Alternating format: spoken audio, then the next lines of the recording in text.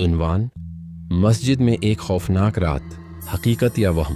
تمہید یہ کہانی میرے قریبی دوست علی کے ساتھ پیش آئی، جو ہمیشہ رات گئے مسجد میں عبادت کرنے کا عادی تھا۔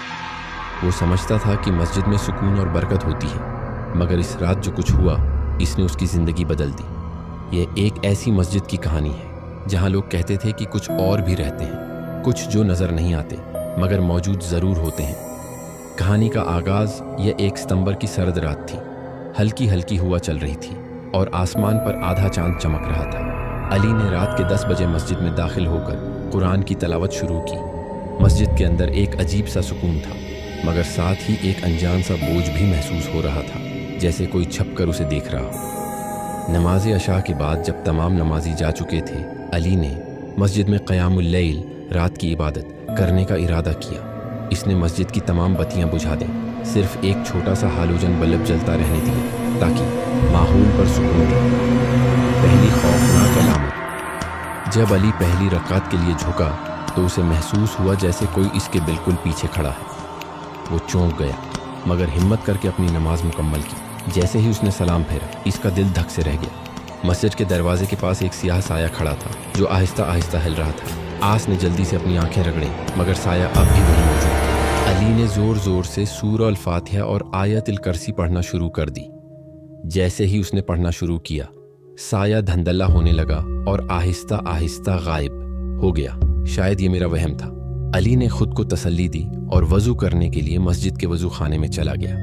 وضو خانے میں پراسرار واقعہ: وضو خانہ مسجد کے بالکل پیچھے تھا اور وہاں ہلکی پیلی روشنی جل رہی تھی۔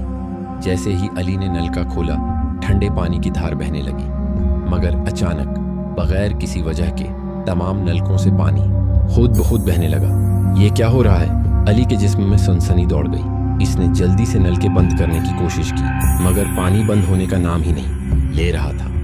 پھر اچانک مسجد کے حال سے ایک دروازہ زور سے بند ہونے کی آواز آئی۔ دھپ! علی کا دل حلق میں آ گیا۔ وہ جلدی سے پلٹا اور دیکھنے کے لیے مسجد کی طرف بھاگا۔ مسجد میں ناقابل یقین منظر۔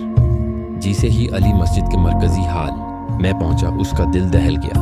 مسجد کے محراب میں ایک طویل سایہ کھڑا تھا جو کسی انسان سے کئی گنا لمبا تھا۔ آس کی آنکھیں دہکتے انگاروں کی طرح سرخ تھیں اور وہ علی کو گھور رہا تھا۔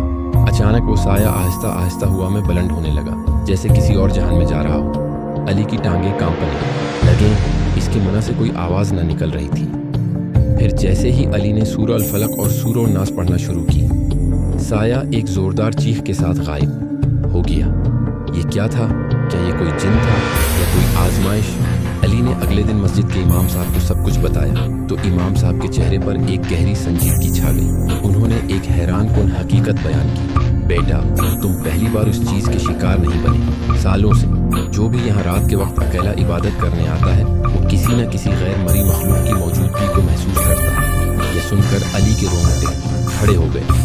آخر تام اس آس واقعے کے بعد علی نے کبھی بھی مسجد میں تنہا عبادت کرنے کی ہمت نہ کی۔ وہ اب بھی عبادت کرتا تھا، مگر ہمیشہ کسی کے ساتھ۔ لیکن وہ سوال آج بھی باقی ہے: کیا وہ واقعی جن تھا یا کوئی اور مخلوق؟ اور اگر تھا تو وہ اب بھی وہاں ہے یا کہیں اور جا چکا ہے؟